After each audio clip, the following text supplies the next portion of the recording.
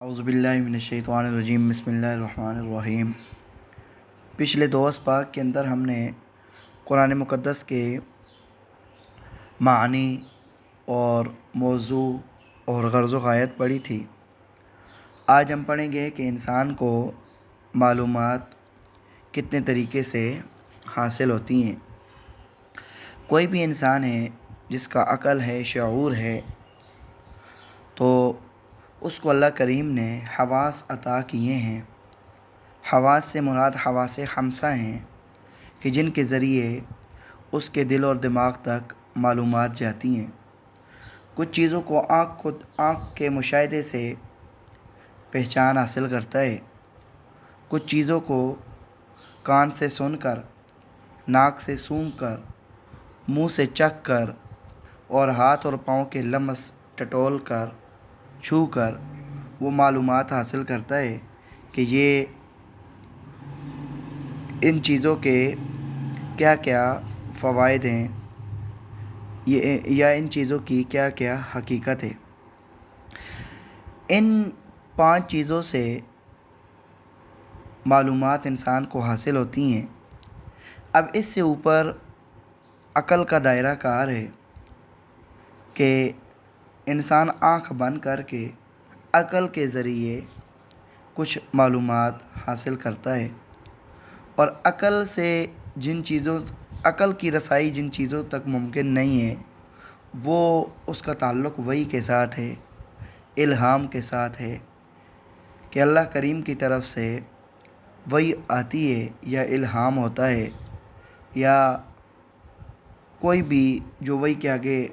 بہت سارے طریقے ہیں کہ جن کے ذریعے بندے کو معلومات حاصل ہوں گی۔ مثال کچھ اس طرح ہے کہ ایک انسان آدمی کے سامنے بیٹھا ہو تو وہ آنکھ کے ذریعے اس کی شکل و شباہت کو دیکھ کر یہ فیصلہ کر لے گا کہ یہ انسان ہے۔ آگے وہ کچھ بولے گا تو اس کی بولی کے ذریعے، اس کی زبان کے ذریعے وہ یہ سمجھ لے گا، کان سے سمجھ لے گا کہ یہ کون سی بولی بول رہا ہے، کون سے علاقے سے متعلق ہے۔ ایسے ہی کوئی چیزیں ہیں جن کو چکھنے کے ساتھ جن کا تعلق ہے، یا ہاتھ سے لمس کے ساتھ جن چیزوں کا تعلق ہے، تو اپنے دل و دماغ تک ایک نتیجہ حواس کے ذریعے لے جائے گا کہ یہ فلاں چیز ہے۔ تو انسان کے بارے میں اس نے اپنی آنکھوں کے ذریعے، کان کے ذریعے یہ فیصلہ کر لیا ہے کہ یہ انسان ہے، کیونکہ باقی مخلوقات کی جو خلقت ہے، وہ اس کی بناوٹ ہے، وہ علیحدہ طریقے سے ہے، اس کی خلقت بناوٹ علیحدہ طریقے سے ہے، تو یہ انسان ہے۔ اب اس نے حواس کے ذریعے یہ دیکھ لیا ہے کہ یہ انسان ہے۔ اب جس وقت یہ انسان کی تخلیق کے اندر، انسان کی آنکھوں کے اندر، کان کے اندر، دماغ کے اندر سائنسدانوں کے جو ایکسپیریمنٹس ہیں ان میں غور کرے گا، تو وہ عقل مند بندہ، سمجھدار بندہ اس طرف بھی جائے گا کہ اس کو پیدا بھی کسی بڑی ذات نے کیا ہے، کیونکہ یہ چھوٹا کارنامہ نہیں ہے، یہ بہت بڑی ذات کا کیا ہے، کارنامہ ہے۔ تو اب عقل کی یہاں تک عقل کی دوڑ آئے گی کہ وہ عقل کے ذریعے یہ فیصلہ کرے گا کہ اس کو بنانے والی ذات بہت بڑی ذات ہے۔ پھر باقی مخلوقات کے اندر غور کرے گا، چیونٹی ہے چھوٹی سی، گرمیوں کے موسم میں وہ نکلتی ہے، تو چھوٹی سی اس کی بناوٹ ہے، ہمیں اس کی ٹانگیں بھی نظر نہیں آتی، تو وہ چل کر جاتی ہے، اپنا کھانا وغیرہ ہر چیز اکٹھا کرتی ہے، اور اپنی پلان کرتی ہے کہ جو اس نے سردیوں کے ایام گزارنے ہیں وہ ان کے اندر اس نے اپنے کھانے کے لیے کیا کرنا ہے، بندوبست کرنا ہے۔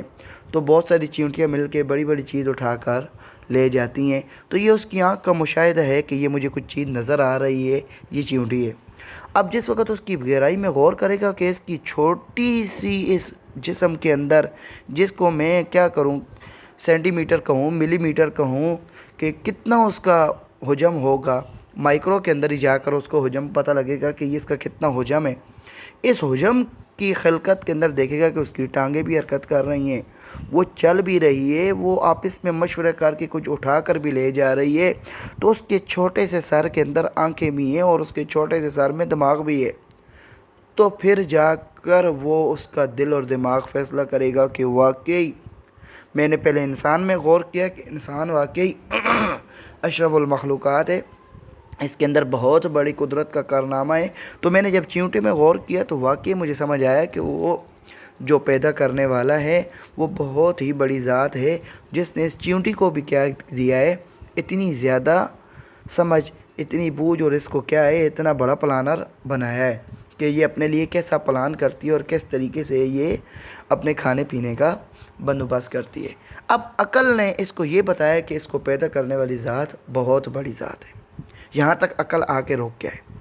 اب اس کے بعد پیدا کرنے کا مقصد کیا ہے؟ سمندروں کے اندر جو مخلوقات ہیں ان کو پیدا کرنے کا کیا مقصد ہے؟ زمین کے اوپر بسنے والی مخلوقات ہیں، ان کو پیدا کرنے کا کیا مقصد ہے؟ انسان اشرف المخلوقات ہے، جنات ہیں، فرشتے ہیں، یہ جتنی مخلوقات ہیں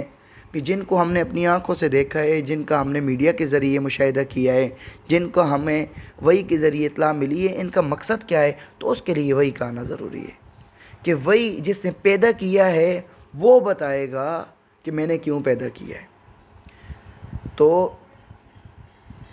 فرماتے ہیں علماء کرام کہ وہی انسان کے لیے وہ اعلیٰ ترین علم ہے جو اسے اس کی زندگی سے متعلق ان سوالات کا جواب مہیا کرتا ہے جو عقل اور حواس کے ذریعے حل نہیں ہوتے۔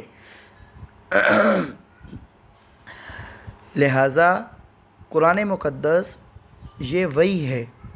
اللہ تعالیٰ کی طرف سے یہ الفاظ بھی اترے ہیں اور ان کا مفہوم بھی اللہ کے نبی صلی اللہ علیہ وسلم نے ہمیں بتایا ہے اور سمجھایا ہے، اور اللہ کے نبی کے جو فرمان ہیں ہمارے پاس صحیح سند کے ساتھ منقول ہیں، وہ اللہ کے بتائے ہوئے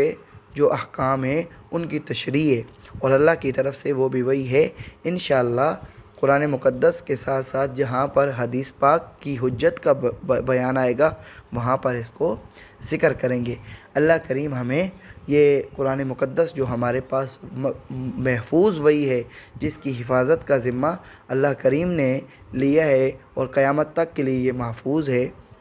اس کو پڑھنے کی، عمل کرنے کی اور آگے پھیلانے کی توفیق عطا فرمائے۔ وآخر دعوانا ان الحمد للہ رب العالمین۔